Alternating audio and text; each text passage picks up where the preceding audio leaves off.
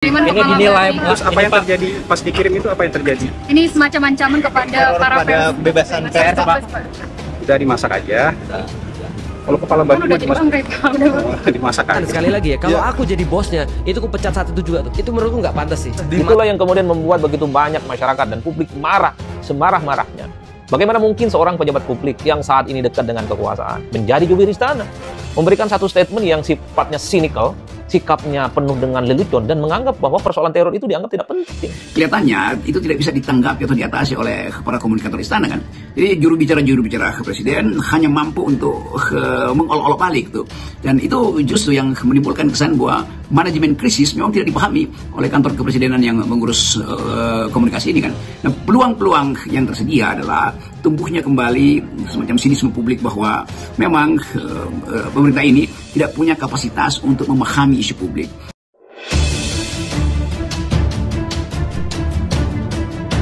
Heboh pernyataan Kepala Kantor Komunikasi Kepresidenan Hasan Nasbi soal teror kepala babi ke kantor media Tempo. Ia meminta jurnalis yang diteror itu agar memasak kepala babi tersebut. Banyak pihak menilai pernyataan yang keluar dari juru bicara istana itu arogan, bahkan jatuh pada penghinaan terhadap media. Tidak pantas seorang jubir yang merepresentasikan suara istana berkata demikian. Pemerintah seharusnya mengambil sikap serius terhadap upaya intimidasi terhadap pers, bukan justru meremehkan insiden ini.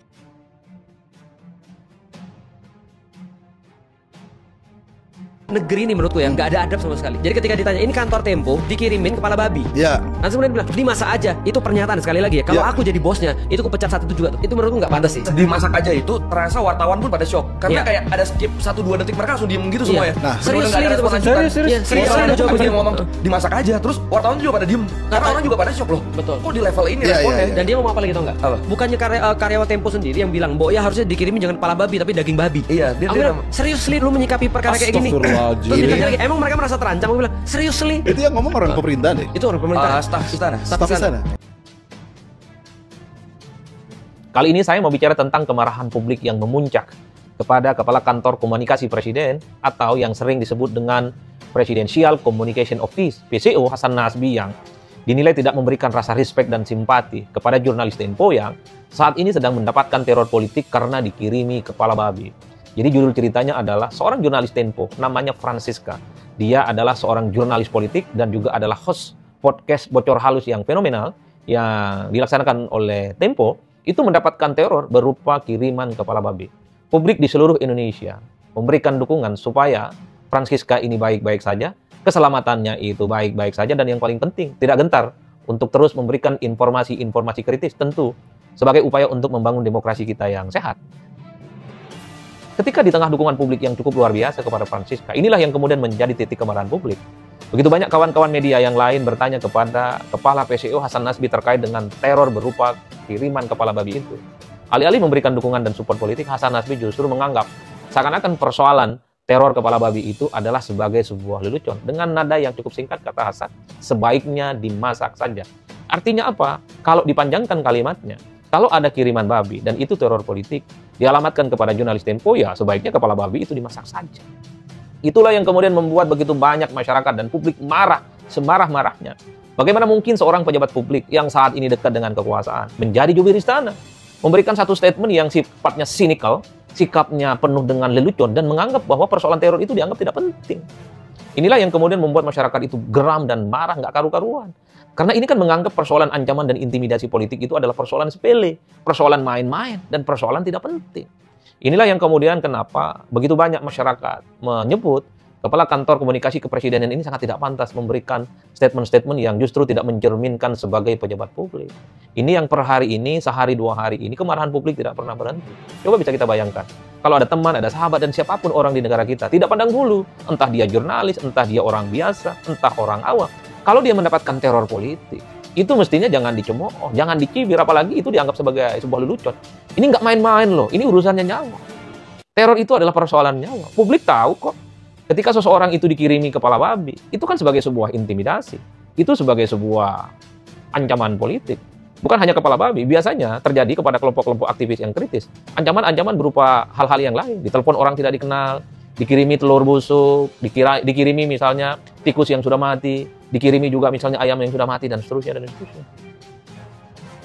Jadi inilah yang saya kira secara politik orang tahu ketika dikirimi kepala babi, jurnalis Tempo Francisca ini tentu sangat mengancam keselamatannya. Itulah yang saya kira mestinya seorang pejabat publik memberikan respon yang cukup positif. Toh banyak kok politisi-politisi di kisaran pendukungnya Kimplas itu memberikan dukungan dan sangat menyayangkan pernyataan kepala PCO yang dinilai tidak punya simpati itu. Itu yang pertama yang menurut saya menjadi prinsip, menjadi penting. Yang kedua, tentu juga bisa dipahami dalam konteks misalnya Hasan itu mengatakan apa yang dia sampaikan dengan cara mengatakan sebaiknya dimasak saja, itu didasarkan atas unggahan media sosial Francisca ketika membuka kiriman kepala babi itu.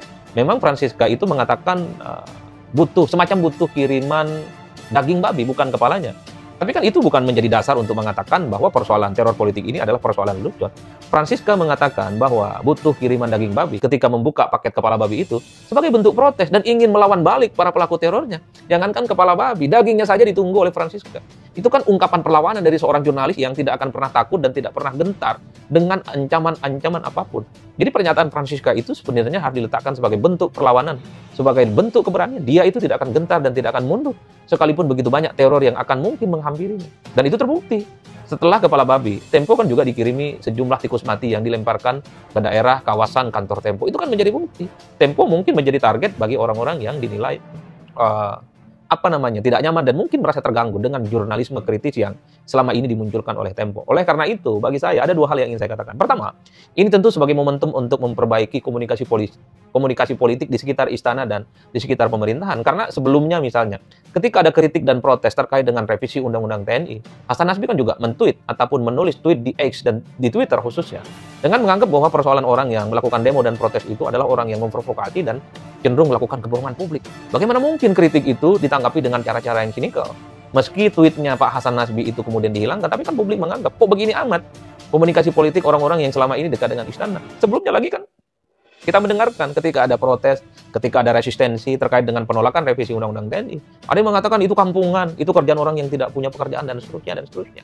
Inilah adalah momentum untuk memperbaiki bagaimana komunikasi publik orang-orang yang ada di pemerintahan sekitar istana itu baik-baik saja kepada rakyat. Dan pada saat yang bersamaan, dilalahnya Prabowo Subianto mengatakan, sebaiknya pejabat-pejabat publik di negara kita itu memperbaiki komunikasi publiknya kepada rakyat. Banyaknya kebijakan kita mungkin narasi ke rakyat mungkin kurang sempurna, kurang intensif. Banyak sekali yang sudah kita laksanakan semenjak sidang kabinet yang lalu. Mungkin karena banyaknya inisiatif kita, banyaknya terobosan kita, banyaknya kebijakan kita, mungkin narasi ke rakyat mungkin kurang sempurna, kurang intensif. Ya, ini saya kira perlu kita perbaiki komunikasi kita kepada rakyat. Ya, saya juga terus terang aja sangat terkesan dengan banyaknya kebijakan yang bisa kita keluarkan dalam waktu singkat. Dan ini karena kerja keras para menteri, para wakil menteri, para kepala badan. Sepertinya inilah yang kemudian membuat seorang Presiden Republik Indonesia meminta kepada orang di sekitar istana, di sekitar kekuasaan dan pemerintahan itu jangan asal sembarangan bicara, merespon berbagai peristiwa-peristiwa penting yang kemudian itu justru menimbulkan kontroversi. Apa ini disampaikan oleh Prabowo Subianto, bahwa seorang pejabat publik di lingkungan kekuasaan memperbaiki komunikasi publiknya, ini adalah momentum.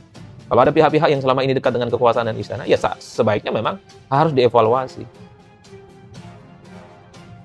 Betul, reaksi Presiden Prabowo hari ini agak mendesak karena meminta supaya komunikasi politik publik dibenahi oleh istana. Artinya Presiden mengenali dengan baik atau mengenali secara mendalam keadaan yang setiap saat bisa mengguncang stabilitas politik. Dan itu yang memungkinkan kita mulai menduga bahwa teguran-teguran netizen terhadap mereka yang menjalankan komunikasi politik istana itu tidak diperhatikan tuh. Jadi kelihatannya kalau kita lihat meme yang beredar olok-olok terhadap Presiden Prabowo itu makin lama makin kasar, dan kelihatannya itu tidak bisa ditanggapi atau diatasi oleh para komunikator istana kan.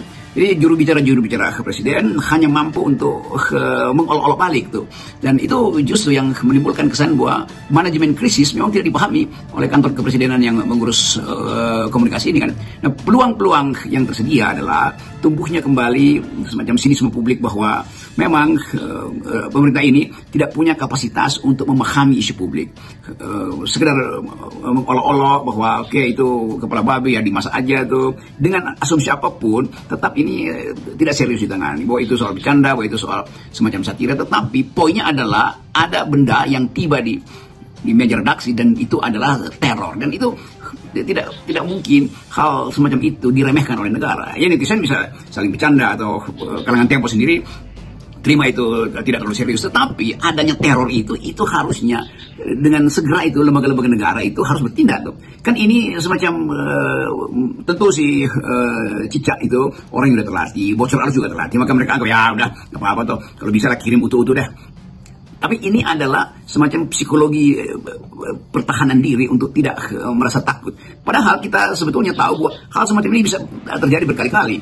Mungkin hari ini Tempo, nanti berikut forum yang lain atau universitas yang lain dikirimi. Jadi sebetulnya kondisi yang memungkinkan kita membaca we are living in the republic of fear ini itu betul-betul terasa tuh. Walaupun bagi netizen itu masih bisa dijadikan semacam bahan untuk membalikkan olok-olok dari kalangan istana menjadi, saya baca misalnya ada wawancara dengan Babi, lalu Babi itu menjawab sesuka-sukanya itu untuk membalas isu yang di-raise oleh istana. Jadi sebetulnya ada situasi yang kelihatannya satiris, tetapi sebetulnya ini bisa berakhir pada drama politik yang membahayakan.